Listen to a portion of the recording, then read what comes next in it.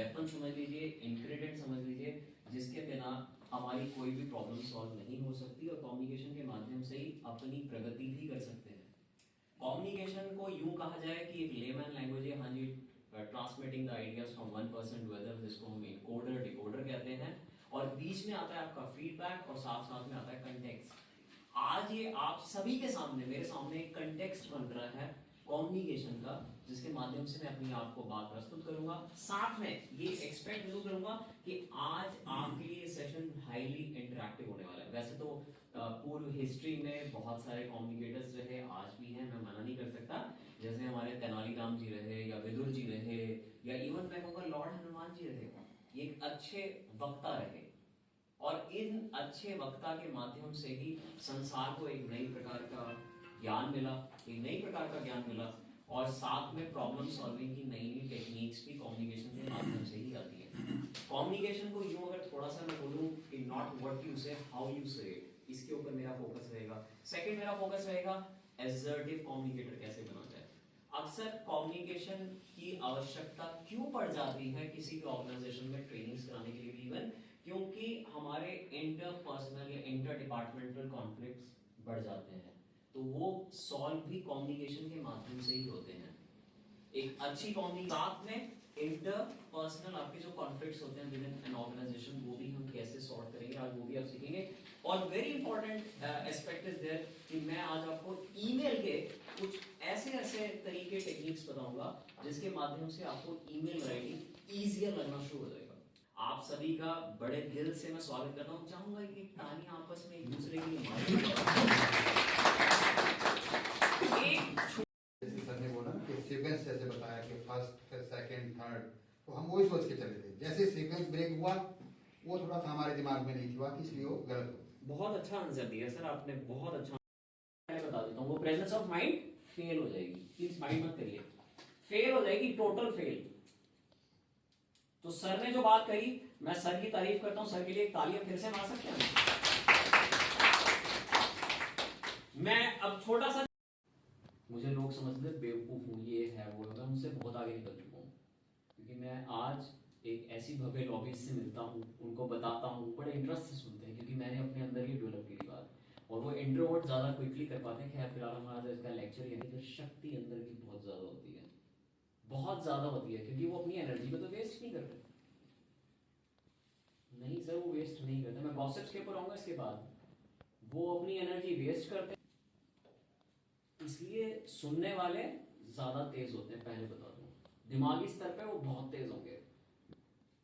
तो आप अपने आप को इससे तालमेल बिठा सकते हो, जो आपकी शीट आई थी लिसनिंग, और हायर एचेलॉन्स में जो भी होते हैं, लाइक हमारे आज मेरे सामने रिस्पेक्टेड एचओडी सर बैठे हैं, मे बी सीईओ बैठ जाए, मे बी और बैठे।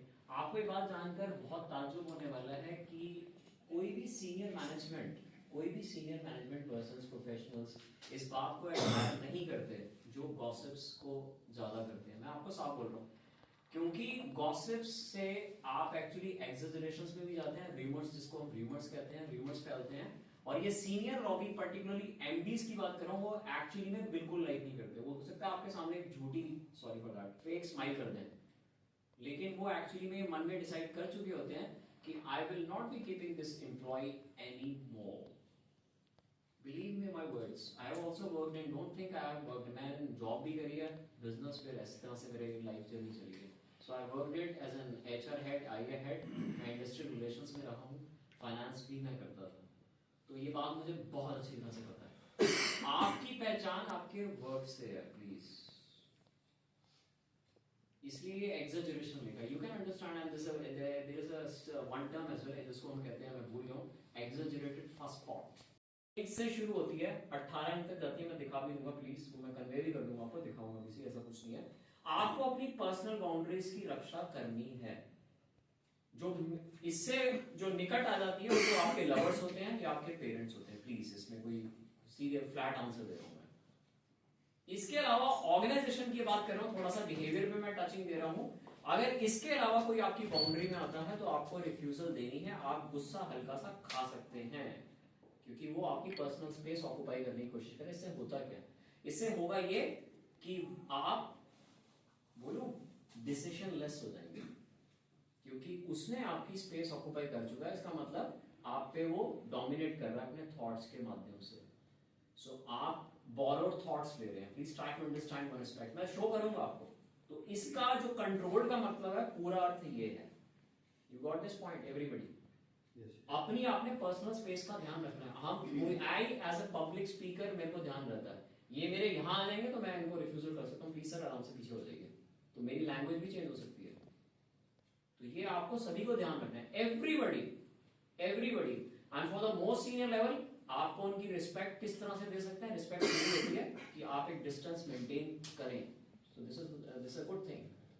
ये नहीं है कि एक सीनियर है तो आप घुसे जा रहे हैं और जबरदस्ती, that's not good, that's not good. ये भी एक कम्युनिकेशन का ही पार्ट है, and that is a part of assertive behavior as well as assertive communicator। assertive communicator मैं बता देता हूँ, अभी मैंने कृषि whatever उनकी जो बॉडी लैंग्वेज कहती थी वही उनका शब्दावली कहती थी। दैट्स ट्रू, इसमें कोई शक वाली बात नहीं है। और अब्दुल जे कलाम साहब का भी नाम लेता हूँ, I am a fan of mister Abdul J Kalam. मेरी जब अपने मोटिवेशनल स्पीकिंग लेक्चर्स होते हैं या सेशंस होते हैं, मैं अब्दुल जे कलाम साहब का जरूर जिक्र करता हूँ। Abdul J. Kalam sir was an assertive communicator, without any doubt, without any doubt। आप मक्खन मत मेरे सामने मत लगाइएगा प्लीज। अच्छे से कराती, कुछ सिखाती नहीं है। पक्का पक्का आपके और जूनियर ये भी है, आप खड़े हो जाइए यार। आप इनके बारे में बताइए जरा, ये 4 पॉइंट्स में कैसे आ गई सफल, मुझे नहीं समझ आ गई। हाँ जी, नहीं शी गाइड्स यू और काम ले लेते हैं, कंप्लीट काम ले लेते हैं जैसे भी। ये इंटरेस्टिंग है। अच्छा ये उन जूनियर को डाला था, ये सर आपकी बात हो रही है, सर आप खड़े हो जाएं, सर सही सही बता सकते हैं तो दिल को खुशी ज्यादा होगी। मैं तो सबसे पहली बार मिल रहा हूँ, ये कैसे करती है और बिहेवियर कैसे रहता है सर, ये जानना जरूरी है। सर जहाँ स्ट्रिक्ट तो होना पड़ता है वहाँ मैडम स्ट्रिक्ट ही होते हैं। ओके, आपसे कोऑपरेट करती हैं जब कोई काम अटकता है तो? हाँ जी। Are you sure? हाँ जी। ये देखो झूठ मत बोलिए, ओपन बोलिए यार। बिहेवियर भी बाकी भी वैलिड है, तो वो रिस्पॉन्सिबिलिटी बिहेवियर के हिसाब से अपने ऊपर लेते हैं। वो दूसरे के ऊपर मतलब ओनस नहीं डालते, जानबूझ के कई बार होता है ना, जिसको हम छोटे से शब्द में पॉलिटिक्स बोलते हैं। वो अपने ऊपर रिस्पॉन्सिबिलिटी लेते हैं, और ऐसे पर्सन्स, मुझे मैडम के बारे में ज़्यादा नहीं पता है, ऐसे पर्सन्स हायर डेजिग्नेटेड पोस्ट को एक्वायर कर लेते हैं, हासिल कर लेते हैं। ये 100% करेक्ट है। और आज का ये सेशन यंगस्टर्स के लिए आई ओपनर है। Please try to understand the basic fundamental aspects. आपके पास गूगल तो होगा सर, मेरे ज़माने में ना गूगल था, ना मेरे ज़माने में कलर टीवी था, मैं ब्लैक एंड व्हाइट टीवी देखता था, और नॉलेज ज़्यादा थी। आज सब कुछ होने के बाद भी गुम हुए पड़े। कहाँ गुम हुए पड़े ये नहीं पता, सॉरी फॉर दैट, मैंने ये बात बोली है। गुम हो रहे हो। एक्चुअली कम्युनिकेशन टेक ओवर नहीं हो रही, एक्चुअली टेक्स प्लेस नहीं हो रही। I think sir I am right. Okay fine. 25% सिर्फ हमें याद रहेगा, और उस 25% में हम क्या गड़बड़ करने वाले हैं, हम उसमें अपने कुछ शब्द ऐड करेंगे, व्यूपर बन जाएगा वो। अब ये टीम साइमल्टेनियस होना चाहिए, इट मींस वो इन्वॉल्व रहते हैं सबके साथ। अच्छा ओके, यही आपने सुना? वही बोला ना। नहीं यही सुना। नहीं आप मत कंफर्म करिए, मुझे मत बताइए। नहीं please don't tell me. Yes ma'am. जिस लाइक में उन्होंने बोला है कि कई बार हमारे बहुत सारे बॉस जो है वो इकट्ठे ऑर्डर कर देते हैं किसी काम को। अच्छा, वो नहीं होना चाहिए इस लाइक में। ओके थर्ड जो है इनका कि एक दूसरे को कम्युनिकेट करना चाहिए। अच्छा, कम्युनिकेट करना चाहिए। यस। में जो एग्जिस्टिंग जो टीम है उसको अप्रिशिएट किया, टीम वर्किंग को। और जो मैंने रियलाइज किया कि वाकई कंपनी की ग्रोथ के लिए टीम वर्किंग जो एफर्ट्स है या जो टैलेंट है वो बहुत ही जरूरी है कंपनी की ग्रोथ में। क्योंकि इंडिविजुअल की कोई वैल्यू नहीं होती, जैसे मैंने पहले भी बताया था। बिल्कुल बिल्कुल, वो मैंने रियलाइज किया और यही लर्न भी किया कि nothing is possible without team work. Nothing is possible without team.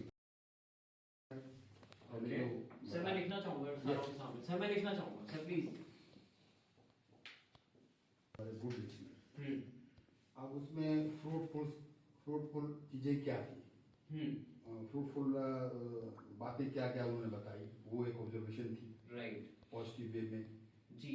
ठीक है। और उसके बाद अगर उन्होंने कुछ ऐसे अच्छी अच्छी बातें बताई है, तो हाउ वी शुड इम्प्लीमेंट हाँ दीज थिंग्स। हाँ एक बात छोटी सी मैं बताना चाहूंगा, जिस ऑर्गेनाइजेशन में भी ब्लेम गेम होती है और वेरी फ्रैंकली वो ऑर्गेनाइजेशन ग्रो नहीं करता।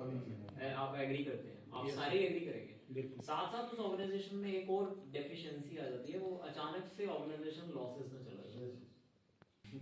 तो ये ऐसा होता है। So you take the owners of your domain, your work area, क्योंकि इस गेम का नाम ऊपर लिखा हुआ है, आपने पढ़ भी लिया होगा। सीनियर तो पकड़ लेता है, वैसे ही पकड़ लेता है।